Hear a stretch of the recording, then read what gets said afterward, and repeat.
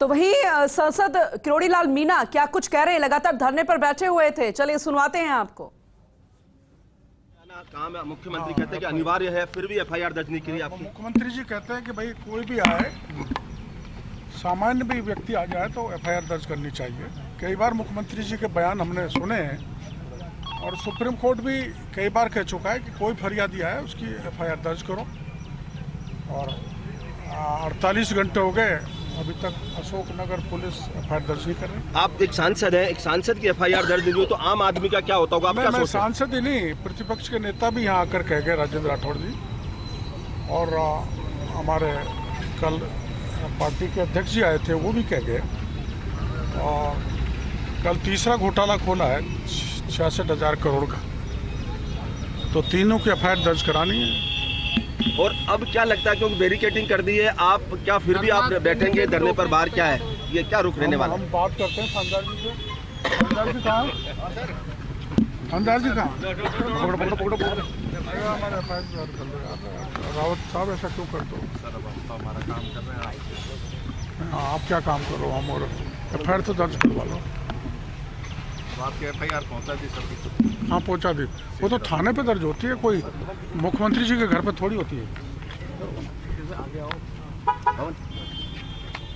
आप इनसे पूछो दर्ज क्यों नहीं कर रहे हैं। क्या मामला है, क्यों नहीं दर्ज कर रहे एफआईआर? परिवार दर्ज कर लिया है, सीनियर अफसरों के पास जांच के लिए भिजवा दिया है। अच्छा, परिवार दर्ज किया है, पर मुख्यमंत्री तो हमेशा कहते हैं कि जो भी थाने पर परिवादी आएगा उसकी एफआईआर अनिवार्य है दर्ज करना। अगर दर्ज नहीं करते संबंधित थाना अधिकारी के खिलाफ कार्रवाई होगी, क्या कहना है? प्रथम दृष्टा एसीबी संबंधित मामले, इसलिए वहाँ भिजवाए जाने के लिए भिजवाए। अच्छा, एसीबी के लिए ना एसीबी का मामला नहीं है। जिसने फोर्स फेक फैब्रिकेटेड डॉक्यूमेंट देकर एयरकॉन लिमिटेड का लेटर पैड पर 900 करोड़ के काम ले लिए, वो तो इनका बनता है। चलो, दूसरा आरटीपीपी एक्ट का वायलेशन हुआ है तो आप एसीबी को भेज दो, तो उसको भी एसीबी को नहीं भेज रहे साहब, आप उसको एसीबी को भिजवा दो।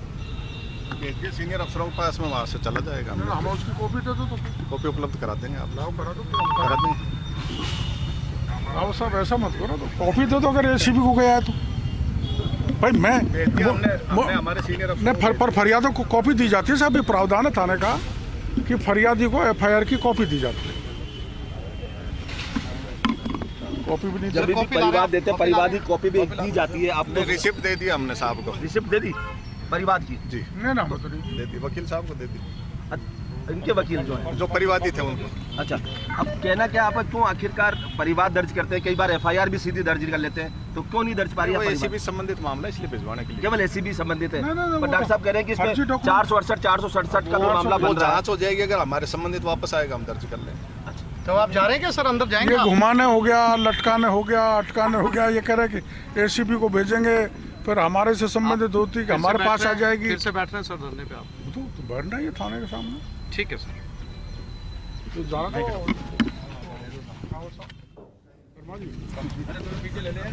तो मैं अकेला क्या, हम भी तो आपके साथ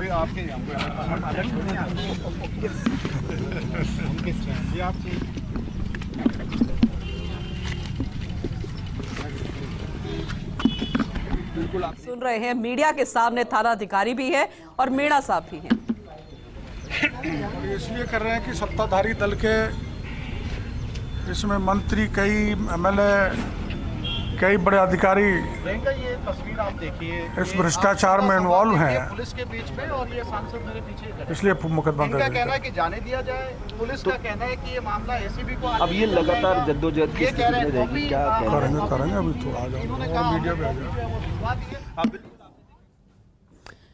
तो जयपुर से बड़ी खबर, पुलिस द्वारा किरोड़ी लाल मीणा का धरना उठाने की तैयारी। थानाधिकार पूरी पुलिस प्रशासन के साथ ज़ाब्ते के साथ मौके पर पहुंचे। तो दूसरी तरफ देखा जाए तो किरोड़ी लाल मीणा नहाने के लिए गए थे, थोड़ी देर के लिए वापस अपने धरने पर आकर बैठ रहे हैं। अशोकनगर थाने के सामने आमने सामने हो गए हैं थानाधिकारी और सांसद किरोड़ी लाल मीणा। मीडिया भी सामने है, बातचीत करते हुए नजर आए। मीडिया ने दोनों से सवाल किए। एक तरफ थानाधिकारी कह रहे हैं कि एसीबी से जुड़ा मामला है, वहां पर परिवार जो है भेज दिया गया है, लेकिन दूसरी तरफ किरोड़ीलाल मीणा बोल रहे हैं कि कुछ मेरे अन्य मामले ऐसे हैं जो सिर्फ एसीबी से रिलेटेड नहीं है। एसीबी से रिलेटेड है तो वहां पर शिकायत भेजी, अभी तक आपने नहीं भेजी है, लेकिन एक मामले में आपको एफआईआर दर्ज करनी पड़ेगी जो कि नहीं दर्ज की जा रही है। अभी फिलहाल आपस में बातचीत करते हुए नजर आ रहे हैं। हालांकि कोई गुस्से में या कोई इस तरीके से बातचीत करते नजर नहीं आए।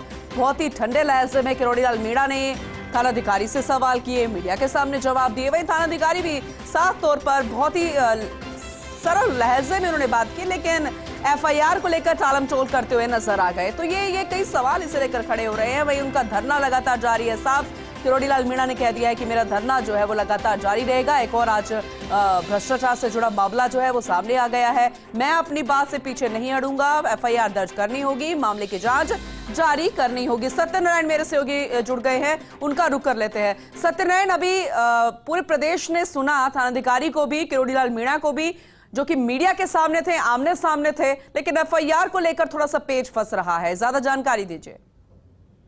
देखिए, पूनम, किरोड़ीलाल मीणा जो सांसद हैं लगातार ये कह रहे हैं कि जो जेजेएन में यानी कि जल जीवन मिशन के 10 करोड़ का घपला हुआ है, उस करोड़ का तथाकथित घपले को लेकर अशोकनगर थाने में एफआईआर कराने की बात कर रही थी। लेकिन परसों शाम से ही जब एफआईआर के अंदर पहुंचे तो पुलिस ने एफआईआर करने से इनकार कर दिया। हालांकि जो परिवार पुलिस ने ले लिया है, शिकायत ले ली, की शिकायत पर जांच की जाएगी, लेकिन एफआईआर नहीं करने के चलते सांसद किरोड़ीलाल मीणा धरने में बैठे हैं थे और कल पूरे दिन धरने में बैठे रहे। और आज सुबह अब पुलिस का अतिरिक्त जाता देखकर जो संभावना है कि किरोड़ीलाल मीणा को धरने से उठाया जा सकता है, उनको डिटेन कर सकता है। तो इसमें हालांकि तो पुलिस के आलाधिकारी समझाने का प्रयास करते हैं, पुलिस के आलाधिकारी किरोड़ीलाल मीणा से। और किरोड़ीलाल मीणा का एक बात कह रहा है कि जब तक एफआईआर दर्ज नहीं होगी तब तक मैं यहाँ से नहीं हटूंगा।